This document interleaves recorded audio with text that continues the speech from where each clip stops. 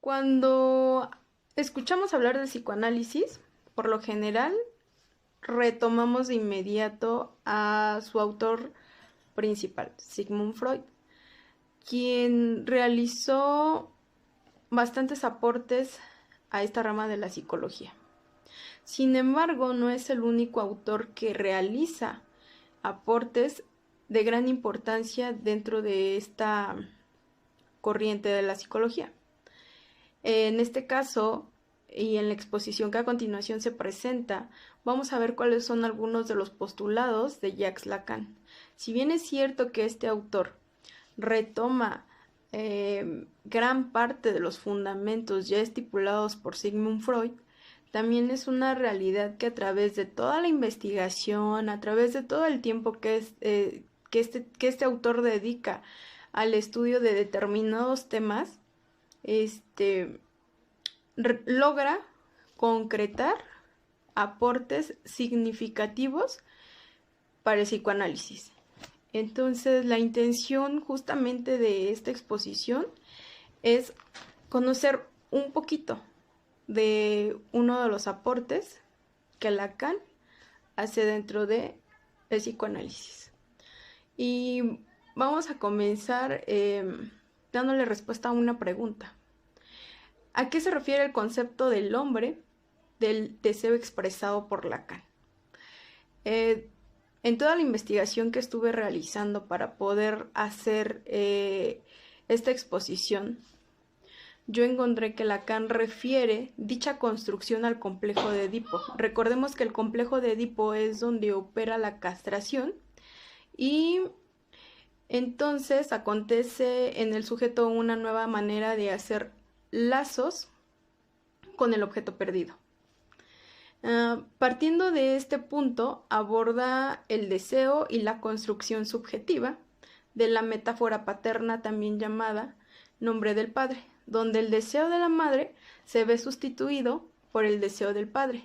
Y es entonces que el padre comienza a ser el significante que prohíbe, que frustra y que priva.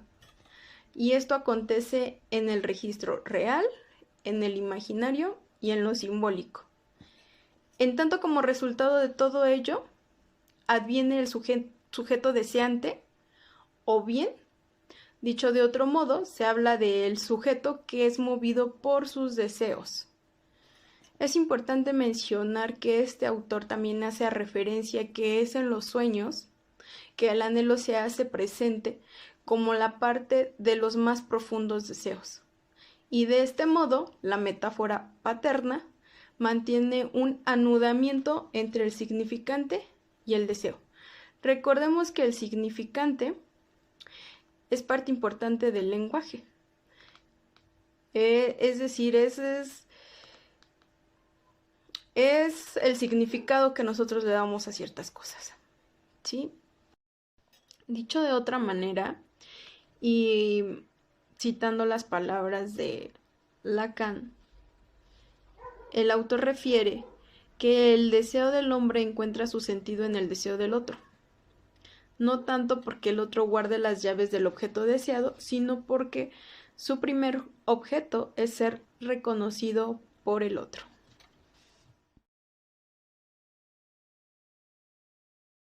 Dentro de este tema bien vale la pena referir la razón posmoderna. ¿Pero a qué se refiere esto? Es frecuente escuchar discutir sobre el impacto de la posmodernidad en la subjetividad, que comporta una caída de los ideales y una suerte de vacancia en la relación con lo que se describe como las competencias en el lugar del padre. En este marco, la dimensión del otro, ante lo cual nos encontramos, es la de un otro inédito, que cuenta con características que lo hacen muy disímil de sus predecesores. Este otro de la posmodernidad se distingue de sus antecesores básicamente porque cada uno con mayor crudeza se presenta como un otro que no promete nada.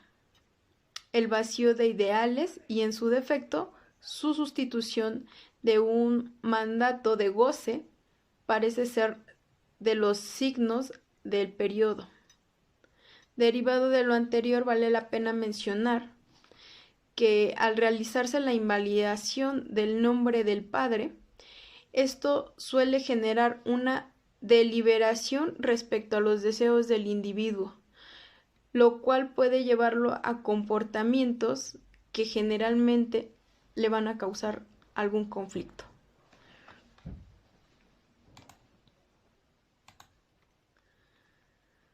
La posmodernidad, como punto importante, y aquí en la diapositiva nos muestra, o en la siguiente diapositiva, se muestra cómo la posmodernidad aparece a mediados de los 70s y representa una fuerte crítica al mundo de la soberbia moderna, un mundo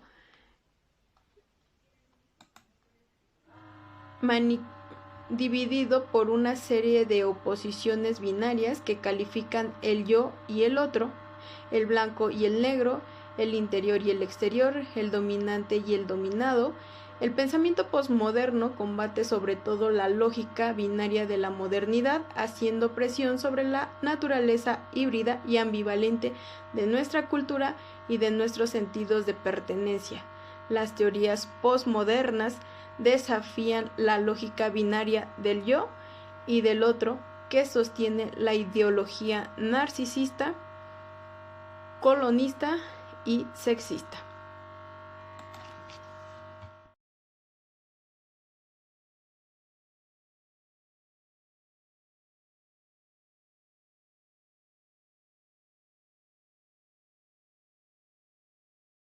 Una vez que se le dio respuesta a las interrogantes pasadas, vamos a ver qué es la moral y cuál es la perspectiva que Lacan tiene respecto a este tema. Sin embargo, es importante que para dar de lleno el tema respecto a lo que la moral es para Lacan, es importante conocer qué era lo que Freud decía al respecto de. Entonces, de acuerdo con Ramírez, Belkis y Tomasini 2015, se refiere que Sigmund Freud considera la conciencia moral como la percepción interior del deseo existente en nosotros, que desestimamos, siendo la conciencia de la culpa la percepción de un juicio adverso sobre aquellos actos que realizan mención del deseo.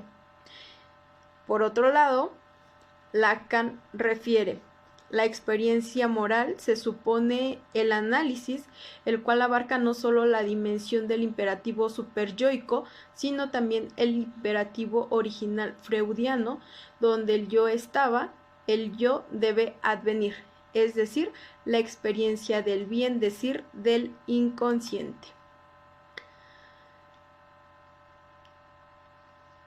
Desde la perspectiva de Lacan y de una manera ya más concreta podemos mencionar que refiere a la moral. La moral presupone siempre una naturaleza humana, de una condición tal que debe ser vigilada constantemente. Por eso su artículo fundamental declara que si no fuese por un código que lo constriñe y lo dirige, el ser humano, dejado a sí mismo, inevitablemente sería llevado a niveles infrahumanos de degradación y animalización.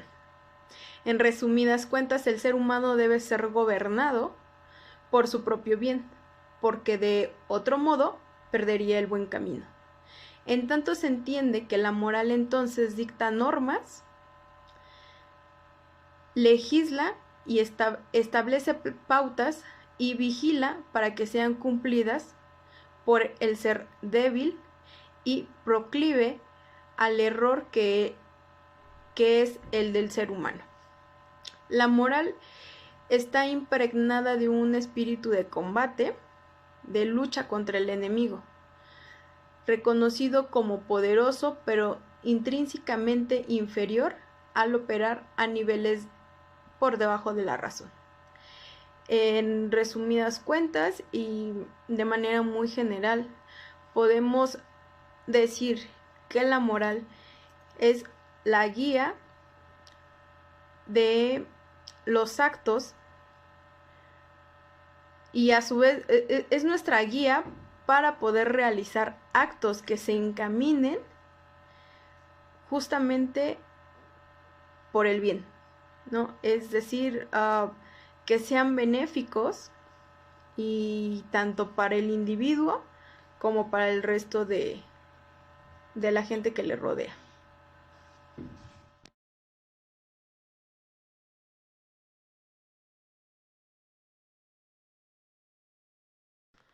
Ahora veamos por qué se sugiere que la moral no se exprese sobre los contenidos.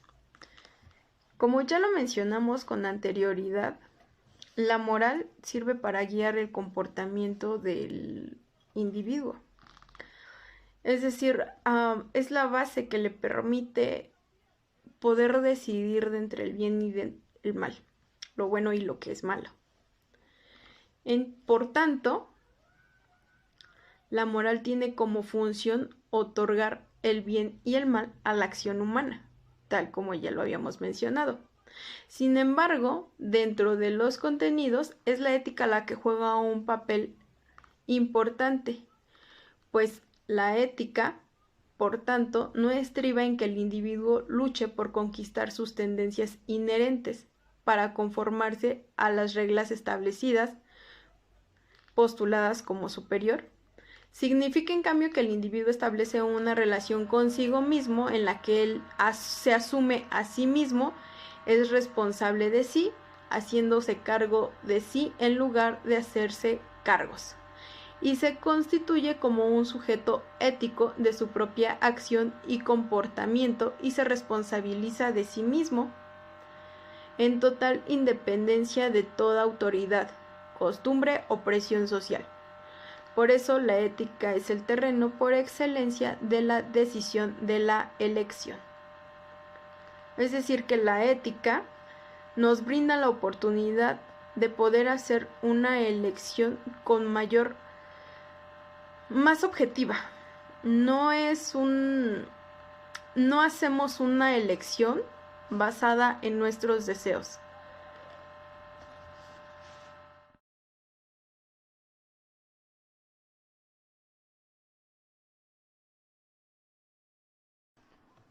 Dentro de la terapia psicoanalítica es importante saber y enfatizar cuál es la posición que tiene el analista sobre el analizante. Para Lacan, el psicoanálisis es la cura por la palabra, pues no tiene sino un medium, la palabra del paciente. Esta preposición implica en primer lugar que, si bien es cierto, el medium es la palabra, el uso que hace de esta el psicoanálisis es lo que la diferencia de otros procedimientos que también se valen de ella.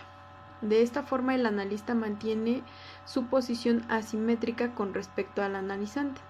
En dicha situación, se puede observar que el analizante necesita que su verdad sea dicha por el analista para encontrarse con ella, pues por sí solo él no puede advenir que ella se encuentra en su enunciado. Es como si el sujeto necesitara para la comprensión de su verdad el eco del analista. A veces basta simplemente que este último repita la misma frase para toparse con una significación diferente y reveladora. Es decir, o de otra manera podemos referir justamente que el analizante adopta el papel del emisor y el analista el receptor, ¿no? Y el mensaje pues se da a través de la palabra, como ya sabemos dentro de las técnicas del psicoanálisis, la interpretación de los sueños y justamente la asociación libre nos permite la interpretación de aquellos mensajes que están ahí, que simplemente el paciente no ha podido darles la interpretación, ¿no? O no sabe qué es lo que refiere como tal el pensamiento y todo lo que deviene de él. Lacan nos dirá que se trata de poner al analista en el banquillo. La dirección de la cura es del analista, ya que en la comunicación inicia de la regla fundamental. La comunicación, es la regla inicial y fundamental dentro de la terapia psicoanalítica. ¿Desde dónde se desarrolla o construye el acto de elección del sujeto? La correlación entre la ética y la moral permiten examinar de qué modo puede distinguirse la moral de la ética. Si se acepta que la una es el terreno de predilección del yo y la segunda el campo en el que el sujeto puede advenir, postulamos que la moral, bajo la forma en la que se le considere, consiste esencialmente en un código, por cierto, no necesariamente escrito ni compendiado como tal, un conjunto de reglas coercitivas que estipulan cuál debe ser el comportamiento del individuo y cuáles son sus obligaciones y deberes que debe asumir en el transcurso de su vida. Esto quiere decir que tanto la ética como la moral juegan un papel fundamental en la elección del sujeto respecto a ciertos temas que puede encontrarse en su día a día y puede hacerlo bajo esta función, bajo estos términos, bien desde el punto moral o desde un punto ético o bien fundamentado en ambos.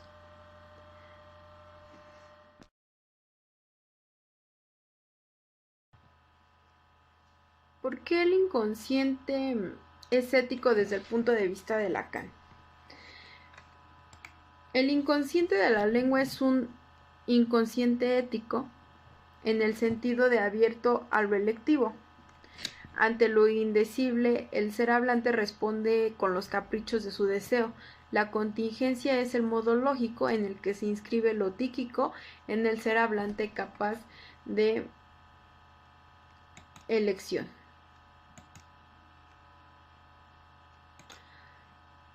Y bueno, prácticamente para culminar con la exposición, voy a plantear 3 ejemplos sobre cómo es que la moral juega un papel importante en nuestro día a día. Cómo es que nosotros hacemos uso de esta moral. Uno de los primeros ejemplos que puse es, en cuestión de robo, o cuando nosotros tenemos en nuestro poder algo que de antemano sabemos que no es nuestro y que sabemos a lo mejor no concretamente de quién es, pero sí a dónde tendríamos que referir justamente dicho objeto, ¿no? Hablamos de un acto moral cuando decidimos ir y entregar lo que no nos pertenece, cuando decidimos si tomar o no tomar lo que no nos ha costado, y pues bueno, en función de ello actuamos de acuerdo a lo que cada uno de nosotros cree que es lo correcto. Otro caso podría ser decir la verdad.